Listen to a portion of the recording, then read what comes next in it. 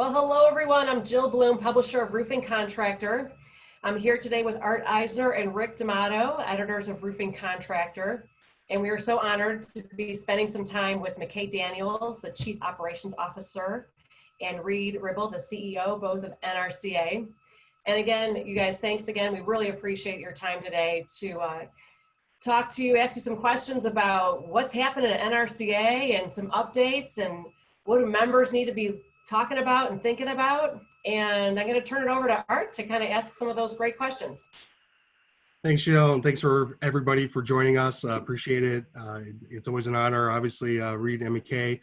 So Reed, tell us, initially the focus coming out of the gate with this crisis was on getting the essential business designation ready for roofers and implementing health and safety standards. A few months into the crisis, have those priorities changed, and what are the priorities now if they have changed? Sure, and I want to thank you, Art and Jill and Rick, for visiting with us, and for your audience to spend a few minutes with us today to talk about it. Sure, things have shifted a bit. You know, in the early days of the coronavirus crisis that hit the country, we were mostly concerned about making sure that the essential nature of roofing was recognized by not just the federal government, by state governments. And NRCA led an industry-wide effort with our industry partners at PEMA, SPRI, ERA, TRI, I mean, virtually every, and I apologize for those that I've left out, but ARMA, to make sure that we could move in and weigh in with the White House and with governors around the country with a single voice in regard to the essential worker and essential service status for roofing. But as things moved on, then we got engaged with making sure that Congress was including the right types of programs with PPP and making sure that the payrolls were protected for the roofing industry just like everybody else. And now we're weighing in with Congress about how to use the tax code to reinvigorate the roofing industry by creating tax incentives for consumers at the residential and commercial level to do construction work during this time period. Construction is one of the biggest multipliers in the U.S. economy. It's a uniquely American experience in that most of the raw materials are sourced in the U.S. and manufactured in the U.S. by U.S. workers, distributed in the U.S. by U.S. distribution, installed by U.S. contractors. And there's a massive multiplier that occurs in the economy. And so we continue to engage at the federal and state level all over the country on behalf of the roofing industry and making sure that the communication avenues around the country and even around the world now are dialed up a notch. As we have bi-monthly meetings with my counterparts at all the trade associations that represent the roofing industry in the U.S. and abroad. And so there's a lot going on that NRCA is doing behind the scenes that not everybody sees, but that are essential to making sure that the roofing industry is properly represented nationally, locally, and globally. Reed, do you believe that those tax credits will be essential to keeping roofers in business going forward? Well, you know, I don't think there's anything that the government does that's actually essential to what we do. I think we know that they're critical to writing the rules, and that what they do, policy can either slow the economy down and hence slow down what we're doing, or make the way more smooth and easier for the industry to fully engage. And so we want to make sure that that policymakers are aware of what the roofing industry is involved in and how important it is, and how good policy could help the economy grow. And then we also want them to be aware of things that they could do that could negatively affect us. And so, but at the end of the day, the roofing industry works because of the millions, and I mean literally millions of Americans that are engaged into it on a day-to-day basis, whether they're providing raw materials or all the way through the design and construction, and even with companies and programs like Roofing Contractor Magazine and Best of Success. All of those things are essential and a part of this broad roofing industry coalition that's been created. And we want everybody represented and at the table. What's most concerning about the recent spikes we're seeing in certain states, and are you preparing members for the possibility of additional shutdowns? Yeah, of course. I mean, we're certainly aware that it's possible that a state like California, who's seen a big resurgence, have now closed down restaurants and entertainment types of things. I live in Tennessee, and the major cities here have closed down their bars. And so we're only one step removed from having this thing fall back into crisis mode again. We don't know what's going to come out of policymakers at the governor's mansion or in Washington, D.C. But what everyone can rest assured is that NRCA is going to be there and have the backs of roofing contractors throughout the country, and we're going to be fighting on their behalf every step of the way. McKay, if you wanted to address what are you hearing most from members, and how are you guys keeping them informed as much as possible, given how rapidly everything's changing with this COVID-19 situation? It's a great question, Art, and great to be with you. Good to see you this afternoon. Hi, everybody. Communication during this crisis has been essential, and as Reed touched on, communicating internally with our industry partners has been critical, but also communicating with our members and contractors out in the field. And given that some offices may have been closed down, and NRCA produces a number of in-person live events and participates in things like Best of Success and other events throughout the year, having those be put on hold, we had to entirely revamp and shift to a digital communications method. And so we've been emailing and growing our email lists, posting more on social media. We've recently launched a Spanish language Facebook page to communicate with folks who are more comfortable in Spanish rather than English. And it's been met with overwhelming success. Some 4,000 or so followers just here in the first 6 weeks or so. We've also recently launched a careersinroofing.com website to help primarily geared toward the public, but educate them on roofing. As some industries have closed or scaled back, roofing still being essential, some members are still seeking. We have workforce issues, and trying to give contractors the tools and resources that they can use to recruit and retain employees right now has been something that we've really been focused on, and educating the public about the magnificent, rewarding, fulfilling careers in this professional industry that they're able to have, and dispel some of the myths or rumors or misconceptions that might be out there has been something that we've been working on. And that relates to circumstances going on right now with COVID, but also beyond COVID. You know, these are some systemic issues that we didn't want to have be set by the wayside or get distracted from. We felt it was important to continue working on them, and so we've been full steam ahead on a host of issues, kind of like Reed was talking about as well. And Art, if I could just add one thing on the careersinroofing.com, it really is driven at consumers who might have somebody in their family or they themselves looking for a career, but it is not specific to roof construction per se. We've got a link for if someone's interested in the construction side of the business. You can click if you're interested in finance or sales and estimating. And there's even a place where you can click if you're interested in engaging in the roofing industry in manufacturing and distribution. This is all part of NRCA's One Voice initiative, where we're trying to unify the industry and make sure that anybody wanting to engage into the roofing industry at any level, that they're aware of all the opportunities that are there available.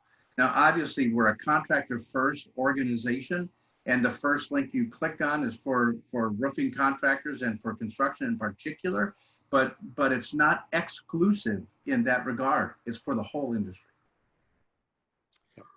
Specifically, you've talked about how you've adapted your communication strategy. What about your efforts with pro certification, continuing on talking about the education aspect of what you're doing with contractors? Absolutely. And for those of you that aren't aware, pro certification is a certification initiative that NRCA launched a little over a year ago to verify and certify that an installer, this isn't something for the company, this is for the individual up on the roof, to verify that an installer has the skills and knowledge to put on that roof system correctly and properly the first time, to make sure that they have the skills and knowledge to do the job right. And it's part of our initiative to further professionalize the industry and give the credential to those who have rightly earned it. Pro Certification just recently launched a new certification of the EPDM systems. So now there's thermoplastic, asphalt shingles, and EPDM out in the marketplace, as well as a foreman certification for each of those systems as well. Because we've found that, you know, having a quality, well-trained, well-educated, equipped foreman on any job site is a key linchpin to a successful install. And we continue to roll those out, and our leadership has recently instructed us to go faster, that we need more of these out more quickly for the marketplace to have. And so our committees are meeting right now, actually, as we speak, to develop ways to produce 2 or 3 certifications per year, and it's very exciting. It's been met with great success. Another component of that, while Pro Certification is for the experienced installer, our education section and our education committees continue to work on our track program, which stands for careers in roofing. But the track program and our QT program, where track is for people new on the job, if you will. And it's been really interesting to see how our contractors have adapted that and used it in their own ways. A lot of them are putting their sales teams through it. People who have been in the field for 20 years are taking these courses because it gives them a wider breadth and background knowledge on the industry. And so it's been great to see how ingenious minds go and take a existing product and use it for their own resources. So customer service folks are taking it, and those courses also are in thermoplastic and asphalt shingles, with EPDM coming online here later this fall. Okay, thanks. And Reed, before I turn things over to Rick, just wanted to ask you, as a former roofer, you can certainly relate to the challenge of staying safe, also economically viable. It has taken on a new meaning during this crisis. What's your approach, and how are you, I guess, relating any of that experience to other roofers? You know, virtually everything I do with an eye toward my own experience that I had running my roofing company for 30 years.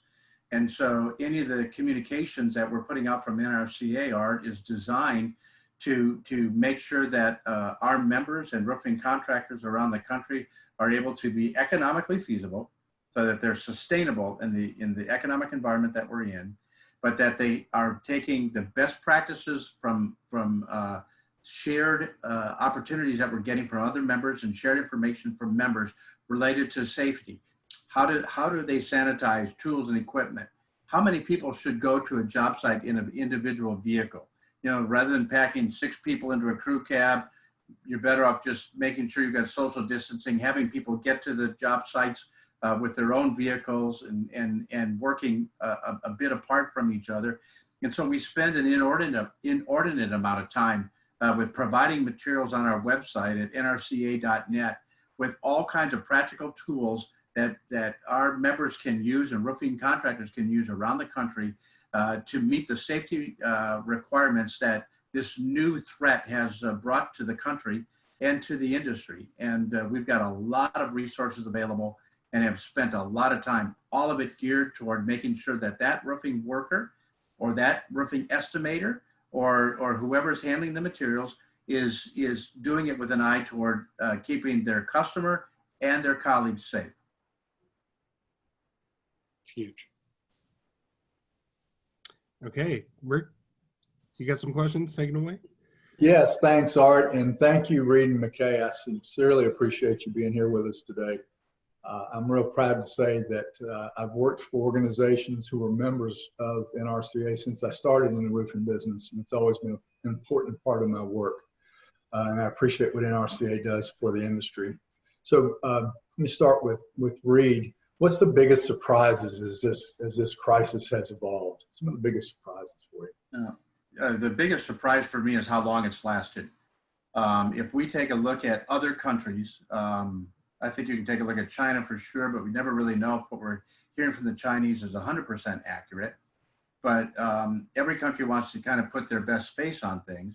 But if we look at the European experience and the Asian experience, the threat of COVID-19 lasted about 90 to 110 days before it kind of drifted off and things started to go back mostly to normal. But here in the US, that's not been our experience. In fact, our experience is the opposite of that. And so I've been surprised to see how long and how quickly it resurged.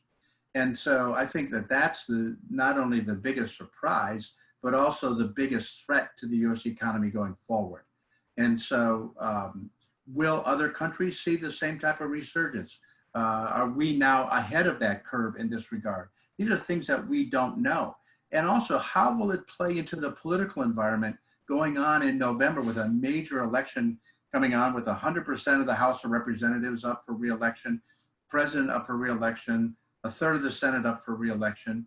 How is that going to impact things in November and then going forward? So, I mean, everything is at play because this has gone on so long. And I think that's been the biggest surprise. To McKay, you have told us about the pro certification program. Given the situation we're in with COVID-19 and the way business is being done in general, what kind of changes have you made or will you have to make when it comes to that program? Sure. It's a great question, Rick. When COVID came onto the scene, we went system-wide, association-wide, looking at all of our processes and procedures and how to better fine-tune, tweak, or adjust, or totally revamp them for this new socially distanced environment. And pro certification has been one of those. It used to be that if you were taking the knowledge exam, you had to get in your car, leave the shop, go down to a centralized testing center at the local community college or something like that, and take a computer exam surrounded by 100 some odd other people in a room. And we quickly shifted so that now somebody's able to take that exam in the comfort of their own home or at the office. They're no longer they're able to take it remotely rather than in person at a centralized testing facility. We're also part of our qualified trainer program, which equips a trainer for each company to help guide and mentor the rest of the employees through their careers. We've taken our qualified trainer program virtual as well. This used to be a 2-day program that required in-person classroom as well as shop training. And we've reformatted it for, I call it Zoom Plus, because it's not a TED Talk where you just sit and listen to somebody talk for a few hours. We've actually developed a scaled down mock-up that we ship to each participant. And so they're doing training exercises at home in the socially distanced, safe environment with a trainer right there watching them do it via Zoom and having a conversation like we are. And the pilot tests that we've done with it have been met with overwhelming enthusiasm. And so we're looking forward to rolling those out here in the coming weeks. We'll continue to evaluate how we can provide the resources that contractors need during this time, because while COVID has slowed things down in some parts of the country, it's been met with very little impact in others. And we recognize that this industry gets up and goes to work every single day, and we need to be there fighting for them and working on their behalf every single day so that they can do their jobs just a little bit easier, a little bit better. Thanks. Reed, you are CEO of NRCA in a very interesting time. What are some of the things that you're most proud of that the NRCA, how the NRCA has responded to this crisis in the industry as a whole? I think probably one of the things I'm most proud of is that during the course of the entire experience so far with COVID, we were able to use our strategic plan as a primary guide for how we were to conduct ourselves. And that plan has kind of helped focus the entire industry, not just NRCA in our efforts, but how the industry reacts and responds to it. Because that vision statement that was drafted 3 years ago when I came to NRCA called on NRCA to unify the industry to the purpose of creating a professional environment for our members. And what I've seen today as a result of this disaster on the country is a more unified roofing industry than ever before. And people are really locking arms and standing shoulder to shoulder to face this threat that we've seen. And NRCA was at the front end of leading the effort to make sure that the path was as open for our members as possible. And what we're seeing now is a relatively robust roofing industry today, even amidst the threat of what's going on. And so I've been proud of that. And I've been proud of just how our staff, who's now working nearly 100% remotely, how we haven't really skipped a beat in our committee work, in our involvement inside the industry, and our advocacy for the industry has actually been stellar. And so I'm pretty proud of our team and pretty proud of the effort.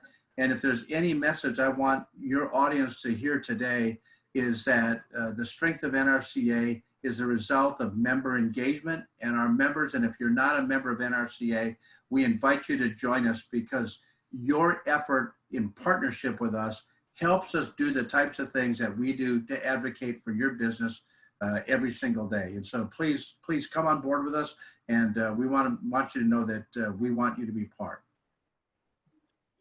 And Reed, with everything that's changed about the way NRCA is doing business and the way roofing contractors are doing business, the way we're all doing business, frankly, do you see this as a game changer going forward in the way roofing contractors will conduct their business?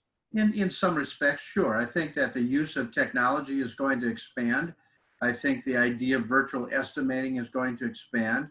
But with it, I do give some cautions. I think that the idea of virtual estimating is really good, and it's a tool that's been available but underutilized, and is now being utilized in a way unlike anything we've seen before, with the use of drones and everything else. But on the same hand, I caution everybody to be careful about losing that human connectedness that causes someone to be drawn to your company. Let's face it, at the end of the day, most consumers do not buy from a business, they buy from a person. And it is still a relationship that matters in our world. And I would hope that, without regard, and maybe this is just me in my mid-60s, and it's totally old school, but I would hope we don't lose the humanity of what we do, because that's what makes IRE work. That's what makes Best of Success work. That's what makes NRCA work. And so I'm anxious to have that human connectedness, that face-to-face that we all rely on so much, come back into the fore. I certainly hope that to be the case. I can't imagine it any other way. So I'm going to put you both on the spot and ask a question I've been asking all over the place. Where's the silver lining? What are you optimistic about? McKay, why don't you start?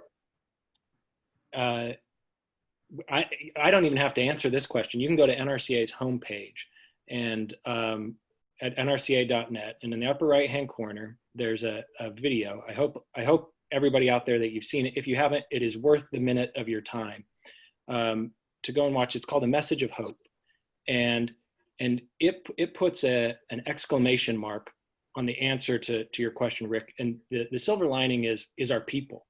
It's the character and the values and the work ethic and the dedication and compassion and humanity of each and every person in this industry that shows up despite risks, despite COVID or anything else, to do the job right, because they know that they're keeping somebody's home protected or business protected or hospital safe, and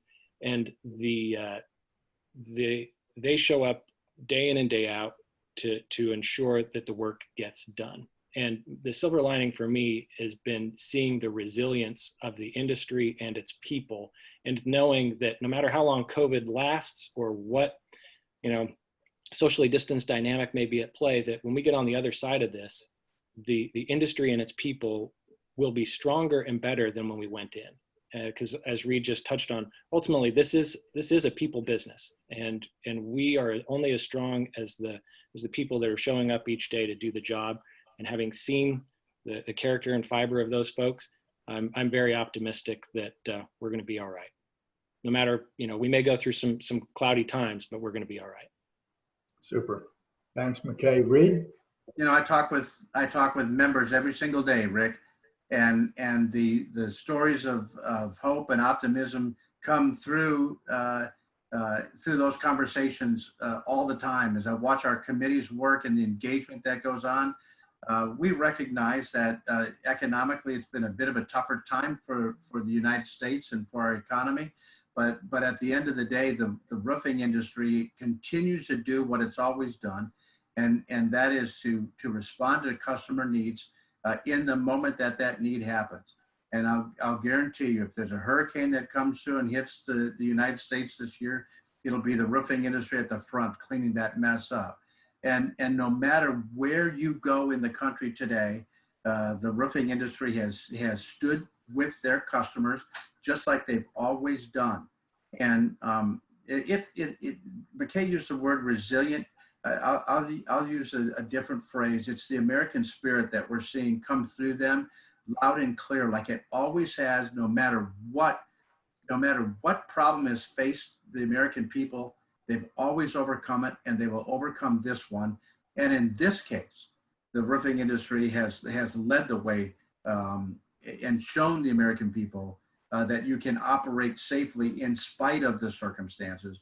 And so I'm just so proud of my colleagues in the roofing industry, and I'm so proud of the team that is here in the United States at every single level, every single stakeholder.